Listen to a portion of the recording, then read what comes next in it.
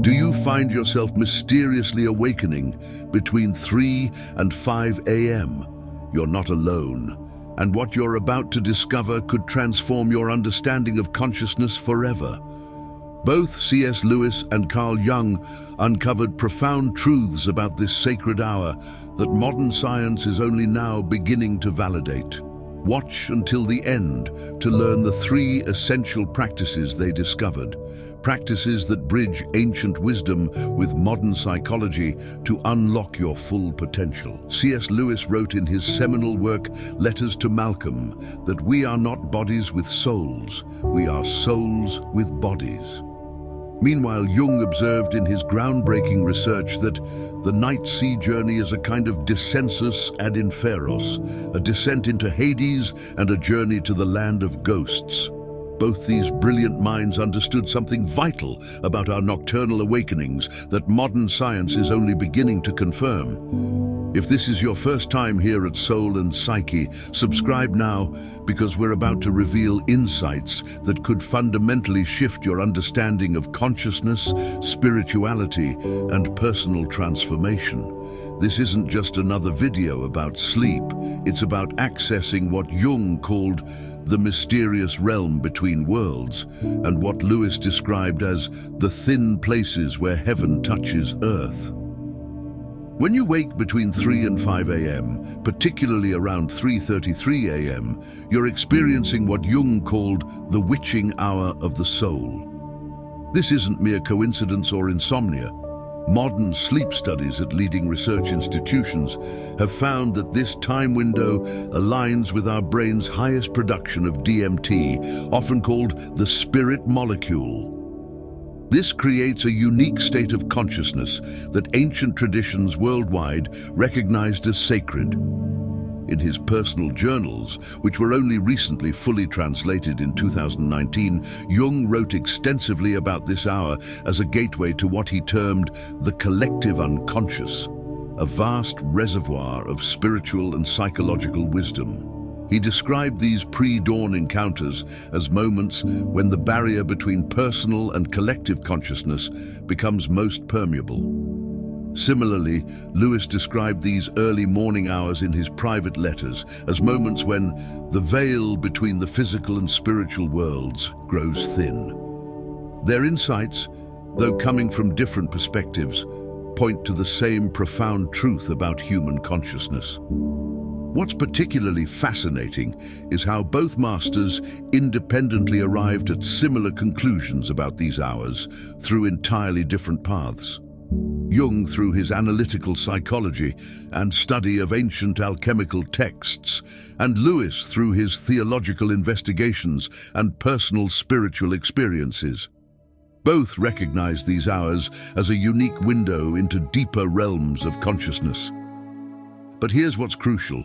Both masters warned about squandering these precious moments. If you're awakening during these hours, you're being called to something profound. As Lewis noted in Letters to Malcolm, these moments are God's megaphone to rouse a deaf world. Jung similarly observed in his Red Book that this time represents the conjunction of conscious and unconscious forces. This convergence creates what Jung called a temenos, a sacred protected space where transformation becomes possible. Modern neuroscience has revealed something fascinating that validates both perspectives. Between 3 and 5 a.m., your neocortex, the analytical part of your brain, enters a unique state of receptivity. Dr. Andrew Newberg's groundbreaking research on neurotheology shows that this time window corresponds with increased activity in the pineal gland and temporal lobes, areas associated with spiritual experience and insight. This scientific validation of ancient wisdom suggests we're only beginning to understand the significance of these pre-dawn hours. Recent studies at the Sleep Research Center have discovered that during these specific hours, the brain produces unique combinations of theta and gamma waves. Patterns typically seen in deep meditative states and moments of creative inspiration. This matches perfectly with what Jung described as the transcendent function, the psyche's ability to unite conscious and unconscious elements into new, transformative insights. You might be wondering, why me? Why now? Both Jung and Lewis would say you're being chosen for a deeper purpose. Jung called it individuation, the process of becoming your complete self. Lewis termed it the divine summons. Whatever you call it, this awakening is significant, and understanding how to respond could change the entire trajectory of your life. But there's a warning that both masters emphasized in their writings. This window of opportunity doesn't stay open forever. Just as Lewis cautioned about missing God's calling in The Problem of Pain, Jung warned in Modern Man in Search of a Soul about ignoring the psyche's messages. Both understood that these moments, if not properly utilized, could become lost chances for profound transformation. In the next few minutes, I'll share 3 powerful practices that combine Jung's psychological insights with Lewis's spiritual wisdom. These aren't just theoretical concepts, they're practical tools that thousands have used to transform their nocturnal awakenings into catalysts for personal evolution. What you're about to learn has been validated both by ancient wisdom traditions and cutting-edge neuroscience research at institutions like Stanford's Sleep Medicine Center and the Institute of Noetic Sciences. Before we dive into these practices, understand this: you're not experiencing random insomnia. You're being invited into what Jung called the mysterium conjunctionis, the mysterious union of opposing forces in your psyche. Lewis described it as the moment when heaven and earth touch.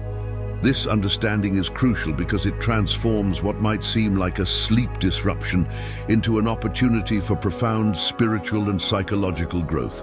Your 3 a.m. awakening is both a calling and a challenge. It's an invitation to what Jung termed active imagination and what Lewis called contemplative prayer. But to benefit from these practices, you need to understand the specific steps and techniques that make them effective. Stay with me, because what comes next could revolutionize how you understand and utilize these sacred hours. The first sacred practice combines what Jung called active imagination with Lewis's concept of contemplative alertness. When you wake at 3 a.m., don't immediately reach for your phone or try to force sleep. Instead, you're about to learn a powerful technique that both masters discovered independently: remain still. As Jung wrote in Man and His Symbols, this state between sleeping and waking is when the unconscious is most readily accessed. Lewis similarly noted in his personal letters that the quiet hours before dawn often bring the clearest divine communications. Both understood that physical stillness creates what Jung termed psychic containment, a necessary condition for deeper insight. Start with this powerful technique that modern neuroscience has validated. Place one hand over your heart and take 3 deep breaths. Jung observed that this physical connection helps bridge the conscious and unconscious minds. Recent research from the HeartMath Institute confirms that this simple gesture can synchronize brain waves and heart rhythms, creating what scientists call psychophysiological coherence. Their 2023 study showed that this heart-centered awareness technique increases alpha wave activity by 50%. Exactly the brain state both Jung and Lewis described as optimal for spiritual insight. Now here's where both masters' wisdom converges, and this is crucial for your spiritual development. Pay attention to any images, thoughts, or feelings that arise. Don't dismiss them as random. Jung discovered that these spontaneous mental occurrences during the pre-dawn hours often contain vital messages from your deeper self. He called these messages autonomous psychic contents, elements of consciousness that arise independently of our conscious will. Lewis wrote extensively about experiencing what he called nocturnal illuminations during these hours. In Letters to Malcolm, he described these moments as When thoughts appear like shooting stars across the darkness of one's mind, he advised keeping a journal by your bedside, something Jung also strongly recommended in his clinical practice. But here's the key difference between ordinary journaling and this sacred practice. You're not just recording, you're actively engaging with your inner wisdom. The method is specific and requires careful attention. When thoughts or images appear, ask them questions. Jung termed this active imagination, while Lewis called it divine dialogue. Write down both the questions and responses. This isn't mere imagination, it's accessing what Jung called the objective psyche and what Lewis described as the divine frequency. Modern psychological research has shown that this type of dialogical engagement with our inner experience can activate neural networks associated with insight and creative problem solving. But here's a critical warning, both masters emphasized. Don't let your analytical mind interfere too soon. Modern neuroscience explains why. During these hours, your brain's default mode network, responsible for self-referential thinking, is less active, allowing deeper insights to emerge. Dr. Matthew Walker's research at UC Berkeley's Sleep Lab has shown that this period of reduced analytical activity creates what he calls a unique window of consciousness, where creative insights are 23% more likely to emerge. Now we move into the protective aspect of this practice. Jung spoke of psychic hygiene, while Lewis emphasized spiritual armor. Both understood that opening yourself to deeper consciousness requires proper boundaries.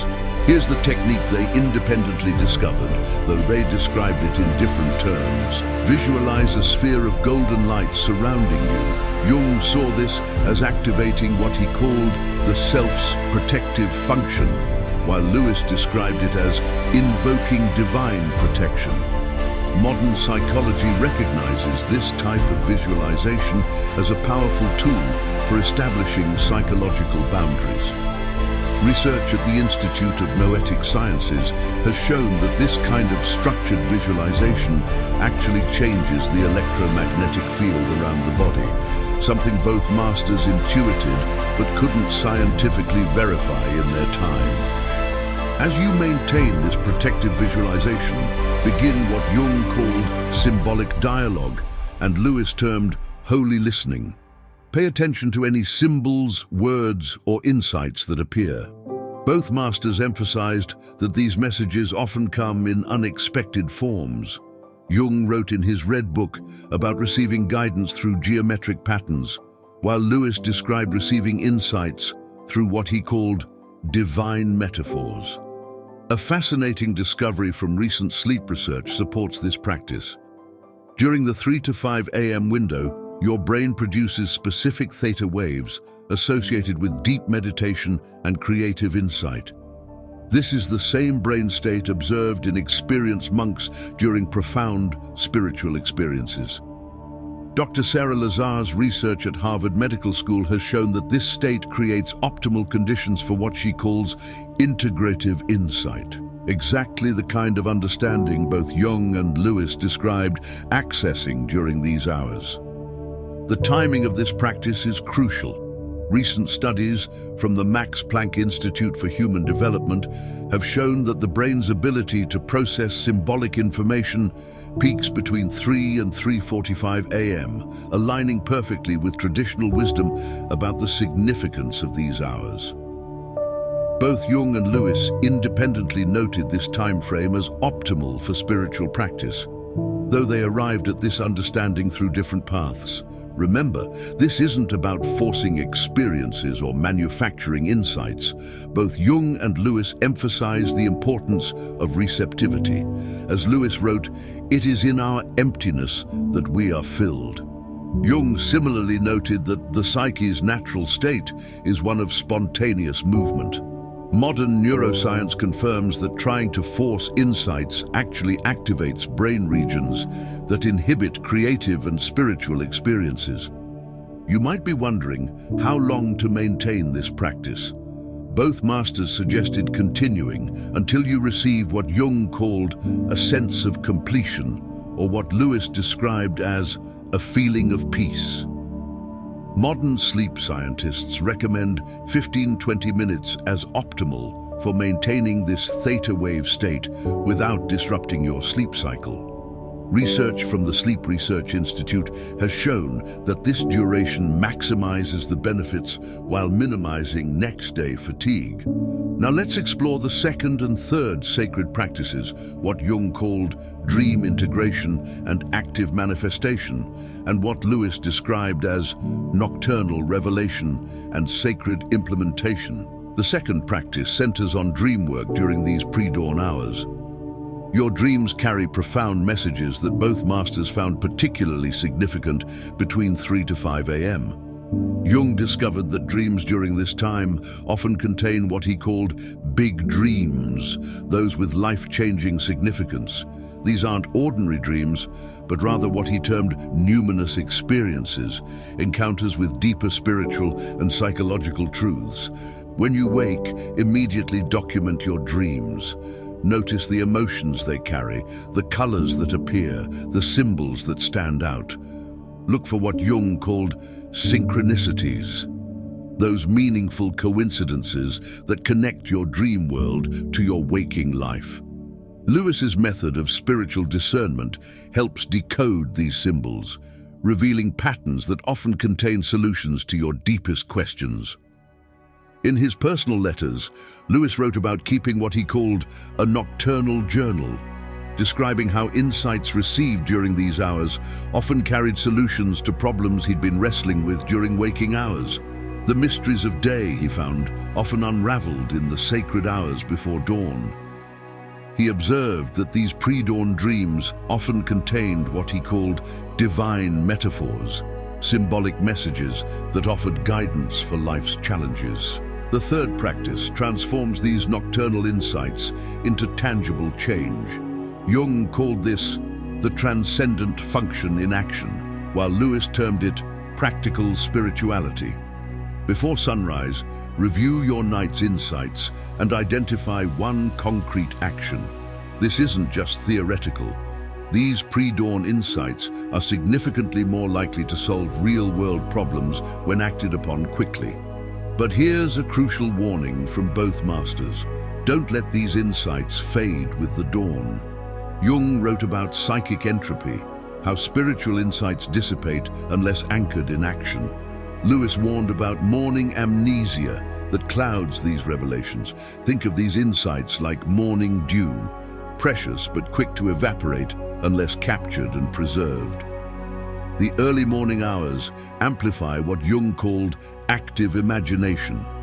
During this time, your mind naturally enters what modern researchers call hypnagogic consciousness, a unique state where inspiration flows more freely. This is why both masters emphasized immediate action upon waking. Jung noted that insights received during these hours carry what he termed numinous quality, a sense of profound significance that can illuminate your path forward. Lewis discovered something remarkable about consistent practice during these hours. In his letters, he described how regular engagement with pre-dawn insights created what he called accumulated wisdom, a deepening awareness that builds over time. He found that seemingly random awakenings often formed patterns, revealing deeper truths about one's spiritual journey. Consider these nighttime awakenings as sacred appointments. Jung observed that people who maintained regular practice during these hours reported significant shifts in their daily lives. They experienced what he called synchronistic events, meaningful coincidences that seemed to guide their path. Lewis similarly noted that his most profound spiritual breakthroughs often came after periods of faithful attention to these early morning stirrings. The practice becomes more powerful when you understand its layers.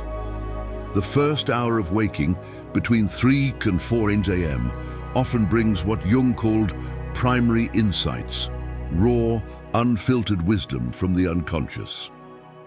The second hour, from 4 to 5 a.m., he found more suitable for what he termed active integration, connecting these insights to daily life. Both masters emphasized the importance of physical stillness during these times. Lewis wrote about maintaining what he called holy quiet, a state of alert receptivity. Jung described it as psychic containment, creating space for deeper awareness to emerge. Modern research confirms that physical stillness during these hours enhances brainwave patterns associated with insight and creativity. The transformative power of these practices extends beyond personal growth. Jung documented cases of people who, through consistent practice, developed what he called heightened synchronistic awareness, an increased ability to recognize meaningful patterns in daily life. Lewis observed that regular practitioners often experienced what he termed cascading grace, where insights gained during these hours created positive ripple effects in their communities. Your consistent practice creates what Jung called a container for transformation. Each night becomes an opportunity for revelation, each morning a chance for implementation. The key is persistence. These aren't one-time exercises, but rather a pathway to sustained spiritual and psychological growth. Think of your 3 a.m. awakening as a spiritual alarm clock, not an interruption. It's nature's way of creating space for deep inner work, a time when the veil between conscious and unconscious is thinnest. By following these practices consistently, you're not just improving your sleep, you're answering a call to transformation. Remember, each time you wake during these sacred hours, you're joining a lineage of seekers who have used this time for spiritual and psychological growth. Whether you're facing life challenges, seeking creative inspiration, or deepening your spiritual journey, these practices offer a proven pathway forward. Join our community of seekers by subscribing to Soul and Psyche. Share your experiences in the comments below. When do you usually wake up? What insights have you received during these sacred hours? Your story might be exactly what another seeker needs to hear.